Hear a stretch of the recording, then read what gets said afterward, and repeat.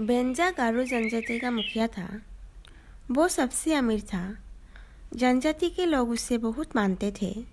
उसकी सलाह से ही काम करते थे। बेंजा के एक ही लड़की थी, माला। जितनी सुंदर उतनी ही गुणी। नृत्य में तो उससे कोई मुकाबला ही नहीं कर सकता था। कई युवक उससे विवाह करना चाहते थे, पर माला ने अपने प्रेमी से ही विवाह किया। दोनों नृत्यों के मुकाबले में मिले थे और तभी विवाह करने का निश्चय किया।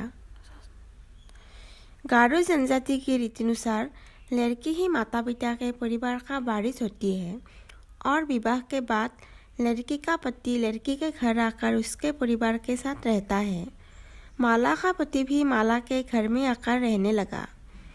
माता पिता अब बूढ़े होने लगे थे। एक दिन बेंजा ने माला को बुलाकर अपनी सारी संपत्ति, घर, खेत, धन सब कुछ उसे सौंप दिया। माला की माँ ने बक्से में से एक सुंदर वस्त्र निकालकर माला को दिए और कुछ मंत्रों सा बोलकर एक रेशम और जरी के तारों से बुनी तथा हरे और लाल जवाहरात से जरी ओढ़नी निकाली। कितनी सुंदर है ये ओढ़नी! माला उससे ओढ़ने के लिए आगे बढ़ी। रुको, हाथ मत लगाना। यह जादू की ओढ़नी है जो देवी ने मेरी नानी की नानी को दी थी। तब से ये हमारे परिवार में है। इसे संभाल कर रखना और कभी भी मंत्र का उच्चारण किए बिना इसे हाथ मत लगाना, नहीं तो अनर्थ हो जाएगा। और माँ ने माला को मंत्र सिखाया। मंत्र सीखकर माला ने ओढ़नी ओढ़ी। माला पहले से भी सुंदर लगने लगी। कुछ दिन बाद माला के माता पिता का निधन हो गया। माला उदास हो गई। उसका पति उसे खुश रखने का प्रयत्न करता, हर समय उसके साथ रहता। दोनों मिलकर हर कार्य करते।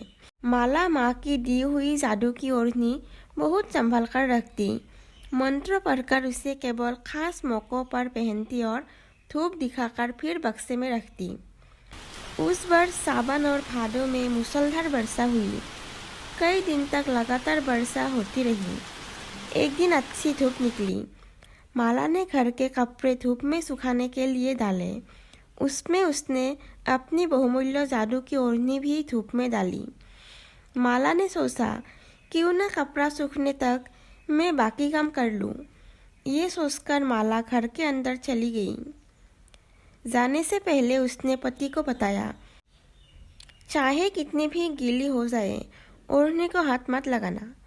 पर यह बताना भूल गई कि वो ओढ़नी जादू की है। ना ही उसने पति को आवश्यक मंत्र सिखाया।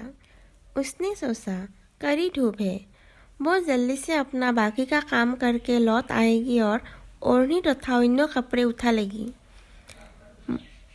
माला अपने अन्य काम कर ही रही थी कि देखते ही देखते आकाश काले बादलों से ढक गया। बादल की गड़गड़ाहट और बिजली की कड़कड़ाहट में पानी बरसने लगा। माला के पति ने देखा कपड़े गीले हो रहे हैं। उसने माला को आवाज़ें दी, पर बादलों और बिजलियों के शोर में माला को कैसे सुनाई देता। इधर माला जल्दी जल्दी वापस आ रही थी, परंतु इससे पहले कि वो पहुंचती, माला के पति ने सोचा कि इतनी सुंदर ओढ़नी जो माला को बहुत प्यारी है, उसने उसे उठाने के लिए जैसे ही हाथ लगाया, आहिस्ते आहिस्ते उसका शरीर बदलने लगा। अब उसका शरीर पक्षी के शरीर में बदलने लगा। माला दौड़ती हुई वहाँ पहुँची।